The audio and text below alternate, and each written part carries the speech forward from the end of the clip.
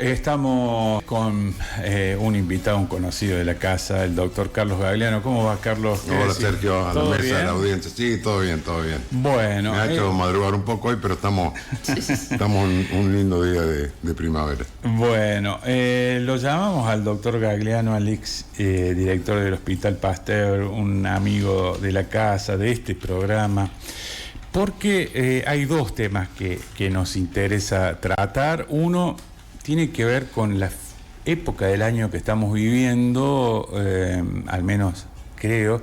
Me estremeció mucho leer la noticia de un nenito que estuvo 10 días internado al borde de todo, por la picadura de un alacrán.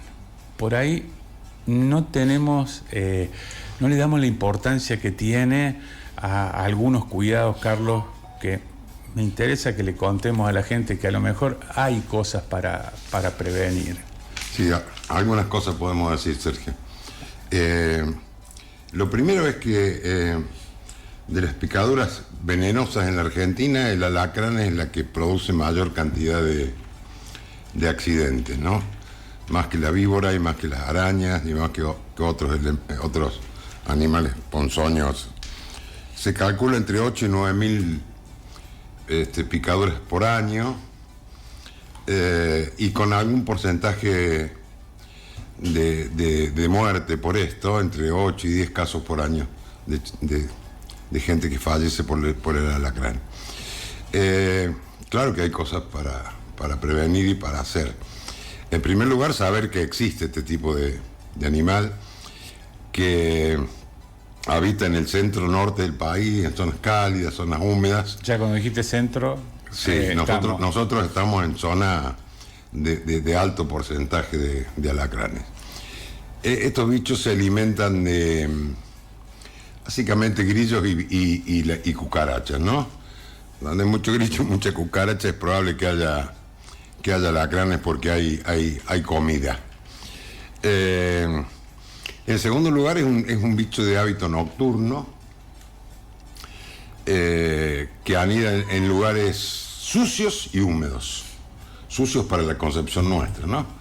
Es decir, en rajaduras de paredes y pisos, donde hay mucho escombro acumulado, leña acumulada, madera húmeda, hojas que se pudren, resumideros.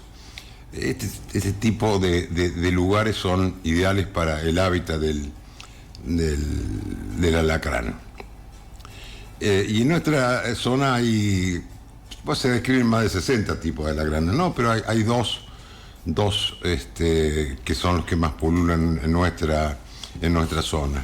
Recuerdo en épocas del viejo Hospital Pasteur, en la calle Mendoza, cuando ocurría algo, lo que siempre pedían, no recuerdo si era exactamente la época en la que estabas al frente del hospital, pero sí recuerdo que pedían tratar por algún medio de meterlo en un frasco. Y llevarlo para ver el tipo de alacrán, porque es muy importante la terapia en función del alacrán que sea, ¿no? Hay uno que es muy venenoso, que tiene un nombre que yo lo voy a decir, pero lo voy a decir científicamente, pero no me importa para la gente, que es el Tritus trivitatus. Uh-huh. Ese es el alacrán más peligroso. Y el otro es medio porteño, porque se llama Botrytis bonaerensis. Esos son los dos que tenemos acá. El más peligroso es el primero que dijimos, que tiene algunas características, es amarillo grisáceo y tiene tres líneas negras, y tiene las pinzas en la cola más finitas. Tiene dos pinzas, porque hay uno que tiene una sola y hay color y el calibre de la pinza, digamos. La pinza gruesa es el bonaerensis, el porteño que parece que es grandote pero es menos tóxico. Ese produce más reacciones alérgicas, ¿no? Y el otro tiene un veneno que afecta el aparato cardiovascular, el aparato respiratorio, neurotóxico, provoca diarrea, provoca vómitos, salivación excesiva. Y bueno, en pequeños niños chicos la cantidad de veneno inoculado es importante y en función del peso del chico se hace más grave la picadura del alacrán. ¿Qué ventajas tenemos con esto? Que podemos prevenir y podemos curar. Prevenir en función de las cosas que dijimos, el desmalezamiento, no tener escombros, tener mucho cuidado con la leña y las maderas acumuladas, poner rejillas y telas metálicas en los resumideros. Que a lo mejor si tenés la pila de leña, ponele abajo del asador e ir con un guante. Hay que sacarlo con mucho cuidado, no es un animal ofensivo. El alacrán no ataca de por sí a las personas, cuando lo tocas reacciona, cuando lo pisás reacciona. Bueno, que te pique un alacrán es tremendamente doloroso. Doloroso, sí. Pisé uno una noche yendo al baño y terminé en el hospital, ¿sí? En el viejo Hospital Pasteur. Bueno, eso es lo que estamos diciendo. Pero, esta persona que lo dice, es exactamente lo que pasa. Cuando lo pisás sin querer, o te pones un calzado, que el alacrán está en una zapatilla, por ejemplo. Por eso es revisar el calzado cuando está en el suelo. Todo este tipo de cosas que son hábitos que por ahí nosotros no los tenemos incorporados. Y esas cosas hay que decirlas permanentemente, como el brasero en el invierno o el alacrán en el verano. Mira, claro. ¿Está claro? Es decir, son las campañas que a mi juicio faltan, que son de cuestiones cotidianas, que la gente tiene la cabeza en otro lado. Por ahí se dice, no, ya lo tenemos, ya lo sabemos. Sí, ya lo sabemos. Una cosa es saber y otra sigue cosa pasando, o sea, ya lo sabemos. Claro, sigue pasando. Mirá claro. Yo leía lo de este nene y digo, no, hay que hablar con el Carlos para... la ventaja que tenemos, si hace un diagnóstico rápido de esto, se consigue el alacrán, se hace el diagnóstico del tipo de alacrán que picó, el hospital, y todos los hospitales públicos de Córdoba tienen el suero anti-alacrán en disponibilidad. Vos tuviste una enfermera acá hablando de vacunas, sí. Que es la que distribuye el suero contra el alacrán y contra la picadura de víboras, ¿no? Y eso ocurre a cualquier hora y hay un conocimiento en la guardia del hospital de este tipo de accidentes domésticos, que generalmente se actúa rápido. Por supuesto, un chiquito de 1 año, 2 años, 3, 5, creo que este pibe tenía 8 o 10 años, son chicos de bajo peso en general, y la toxicidad y el peligro es mucho mayor, ¿no? Y después hay que hacer la consulta, no esto que esperemos cómo evoluciona, ya vamos a verlo, llevamos mañana, esperemos que amanezca, una vez que hay un alacrán y que hay una mordedura de alacrán, hay que ir a la guardia del hospital, inmediatamente. Si se consigue el bicho, mucho mejor, y si no se consigue el bicho, frente a una mordedura, llevarlo al chico para la observación y ver de qué puede tratarse en función de los síntomas para los antídotos que correspondan. O sea, esto es muy en el hospital está. El hospital está, digamos, una de las políticas de Estado sanitario que podríamos decir que se respeta a rajatabla es la tenencia permanente de este tipo de cosas. Y los frascos que se van vaciando se van enviando a Córdoba y se repone inmediatamente la cantidad que se usó. Porque hay pacientes que requieren más de una dosis, ¿no? En función de la evolución. Y esta es una zona de mucho alacrán, Sergio, mucho alacrán. Nosotros en Villa María tenemos un hábitat muy bueno para este tipo de bichos. De modo tal que, te digo, el monóxido en invierno y el alacrán en verano son dos cosas que deberíamos tenerlo incorporado a la cultura diaria de la higiene, la limpieza y la prevención. Si hacemos eso, evitamos la picadura. Eso es realmente prevenir, ¿no? Prevenir. Y bueno, todos los años hay casos de mordedura de alacrán en nuestra zona. Villa María, Villanueva y la región, hay siempre casos, podríamos chequearlos quizá con datos más específicos en la guardia porque se anotan los diagnósticos, pero seguro que hay casos permanentemente. Carlos, bueno, si a alguien le quedó una duda, nos llama al 353-414-5443. O deja el mensajito ahí, como acaba de decir esta persona, que te pica un alacrán es tremendamente doloroso. Bueno, lo que quieran consultar sobre este tema, entonces repetimos, 353-414-5443. Escriban, Carlos se queda, porque hay otro tema que queremos preguntarte. ¿Cómo no? Se dio un caso también doloroso, el fallecimiento de una persona de 29 años, una persona joven, corriendo por la Costanera. Hay muchísima gente corriendo por la Costanera, pero se dio un caso que yo asocio con, voy a decir, la práctica del deporte. Hemos tenido, Gustavo, ayúdame, pero más de una muerte en las canchas de Afuco. Más de una. Sí, más de una exactamente.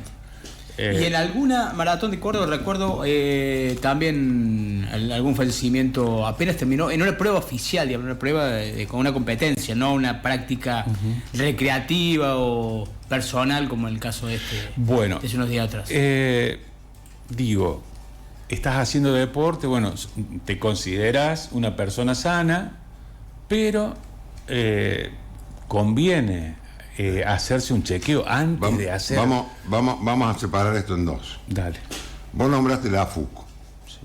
La AFUCO es una liga de fútbol de personas que normalmente han jugado al fútbol y que ya no están en edad de competir profesionalmente. Entonces se hace como una actividad recreativa. Quien jugó al fútbol 20 años, 25 años, y hoy tiene 50, cree que su cuerpo, con un menor ritmo de actividad, lo va a soportar de igual manera. Y esto no es así. No es así. No es así. No siempre es así. Entonces yo tengo algunos amigos que tienen 60, 65 años y juegan al fútbol todos los sábados después de comer un asado, porque es lindo. Y bueno, porque el médico te dice, haga deporte, muévase, que es importante. Pero hay que regular, en función de tu cuerpo, qué actividades vos podés hacer o no. No sé, o sea, no es prudente ni lógico después de comerte un asado jugar un partido de fútbol a los 50 años, 55 años.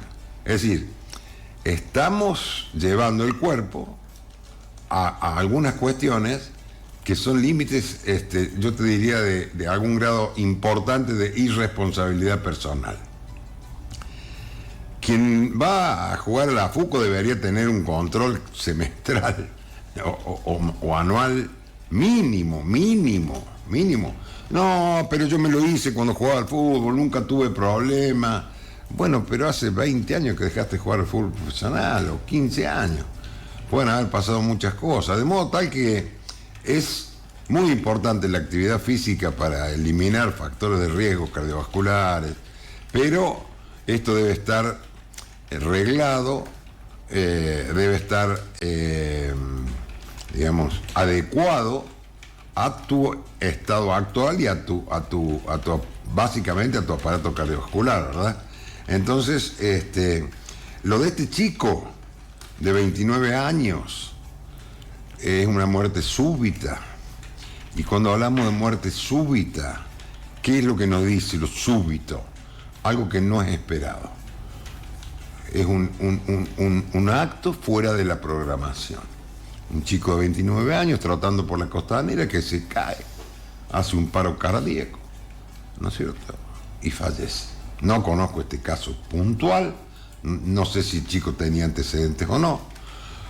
Puede tener una cardiopatía congénita no diagnosticada, puede tener una arritmia aguda por algún problema que no ha sido diagnosticado. Generalmente son fallas cardíacas, porque ahí es donde está el punto del paro, de la taquicardia ventricular y del paro cardíaco. Puede ser un infarto agudo, cosa que es rara, pero puede ocurrir que haya tenido un infarto masivo, un chico de 29 años, sin diagnosis previa, sin síntomas previos, puede ser. Ahora, digo, todo esto con un chequeo, ¿a partir de qué edad un chequeo recomendable una vez al año, una vez cada 2 años, para saber si estás en condiciones? Vas a empezar el gimnasio, vas a empezar a correr por la costanera, vas a empezar a jugar tenis, porque sentís que necesitas o que te jubilaste y vas a tener tiempo para hacer aquello que tuviste ganas. El chequeo siempre es útil, siempre es necesario. Y voy a decir algo que lo sé por experiencia, no te cubre el 100% de las posibilidades. Bueno, te descubre... El AFUCO para jugar te exige un chequeo médico para un apto. Un EMAC. Un EMAC, ¿qué es lo que es EMAC? Sí, el EMAC es el estudio... El estudio médico... Lo trajimos a Víctor Esposa a hablar de EMAC. Para la mediana y alta competencia. Bueno, te exigen eso para jugar en la AFUCO. Sí, probablemente yo me lo hice en el gimnasio de Juliano para jugar en la AFUCO. Vos hablar de la AFUCO, pero no todos los veteranos juegan en la AFUCO. No, más vale. Los amigos se juntan en un terreno, comen un asado y no hay EMAC que valga. No, más vale. Pero ha pasado en la AFUCO, aún con EMAC. Por eso que vos decías que a veces no te garantiza aún todo. Con EMAC. Yo recuerdo un caso que yo personalmente atendí, un hombre muy joven, 36 años, que había dejado de jugar al tenis hacía 4 o 5 años, se fue a un centro de alto nivel a hacerse un chequeo previo para retomar la actividad del tenis. Por supuesto que le dio apto, y a las 11 de la mañana hizo un infarto jugando al tenis, una semana después del chequeo. Esto te estoy hablando de la década del 80. Por supuesto, ahora hay más cosas para hacer, pero en aquella época radiografía de tórax, laboratorio, electrocardiograma, ya se hacía todo esto, y el chequeo básico le daba que no tenía ningún problema. Sin embargo, hizo un infarto. Se salvó por suerte, pero recuerdo esto como un dato, digamos, de que el chequeo es importante, es útil, detecta muchísimas cosas, pero no es el 100% efectivo. Puede haber cosas que se escapen al chequeo, y puede haber cosas que ocurran entre el chequeo y el evento. Claro. ¿Verdad? Ahora, si vos me preguntás a mí, yo digo, sí, hacete el chequeo. Ahora hacete fíjate el chequeo anual. que esta persona corría a las 7 de la tarde, cuando ya... Digamos, sí, una hora prudencial. No, es prudente. Sí, siempre te dicen, bueno, no lo hagas entre las 10 de la mañana y las 4 de la tarde. Sí. Bueno, corría a las 7 de la tarde, o sea que evidentemente había ahí algún problema que lamentablemente en algún momento iba a ser eclosión, probablemente alguna cardiopatía no diagnosticada o algún problema no diagnosticado. Pero esto es hipotético porque no conocemos el caso. ¿El estrés te puede llevar también a una situación situación así? Estrés, sí, por supuesto. El estrés es un factor de riesgo muy importante en todo lo que es la patología cardiovascular y la patología en general, ¿no? Porque a lo mejor te da bien el chequeo y se te junta en una semana. Sí, por supuesto. Se te juntan 4 o 5 cosas. Sí, por supuesto. Por supuesto que te vuelan las suprarrenales, y las suprarrenales desbordadas provocan muchísimos problemas. La cabeza es difícil de manejar. Y el estrés es una patología de nuestro tiempo, y me atrevería a decirte que todavía faltan descubrir cosas que producen el estrés que no lo sabemos. Se van descubriendo cosas, se avanza, pero hay muchísimas cosas que todavía no tienen explicación. Y bueno, muchas veces los médicos, cuando vemos un paciente que tiene fiebre y no descubrimos ningún foco infeccioso bacteriano, decimos es una virosis. Y cuando uno está demasiado nervioso y anda medio loco, pues ahí decimos, bueno, estás pasado de rosca, tenés mucho estrés. Eso es cierto muchas veces, pero no sabemos las consecuencias totales de lo que provoca la ansiedad, la angustia, la incertidumbre, el estar pasado de rosca, en donde a veces confundimos realmente los objetivos importantes de la vida con los objetivos que la sociedad manda como un mandato, para decirlo claramente, que hay que hacer. Y eso genera en el cuerpo alteraciones en el sueño, en la alimentación, en el humor, qué sé yo, en la actividad cotidiana, ¿no? De modo tal que, como síntesis, lo importante para las dos cosas que vos me preguntas, Sergio, es prevenir. El alacrán, prevenir las condiciones en las cuales estamos viviendo nuestro hábitat inmediato, y con respecto a lo otro, la actividad física controlada, el chequeo periódico, y no hacer cosas porque antes las hacíamos y no nos producían nada, nos producían placer. Hoy hay que adecuar la actividad física a las condiciones de nuestro cuerpo, en función de la edad, en función de muchas cosas. Es muy raro que si sales a caminar 1 hora por día te pase algo. Ahora, si corres como un loco 30 minutos en un partido de fútbol con sobrepeso después de un asado, y bueno, las posibilidades de tener algún problema son muchísimo mayores. El doctor Carlos Gagliano, una vez más con nosotros, ilustrándonos. Gracias. Sí, quería... Sí, no sé si tenemos 2 minutos más. Sí, totalmente. Tenemos ahí una tanda sola, nos queda, ¿verdad? Bueno, así que mira. Otro tema que también es preocupante en función de lo que se ha venido ventilando estos últimos días, que es el tema del arsénico en el agua, ¿no? Sí. Es un tema que es muy viejo, Sergio. Vos sabés que vos tenés años acá en periodismo, y esto lleva... Yo me acuerdo en la década del 80, fines del 80, apareció un amigo, que hoy ya no está entre nosotros, con un frasquito para buscar agua de una canilla del hospital para hacer un análisis de arsénico. 87.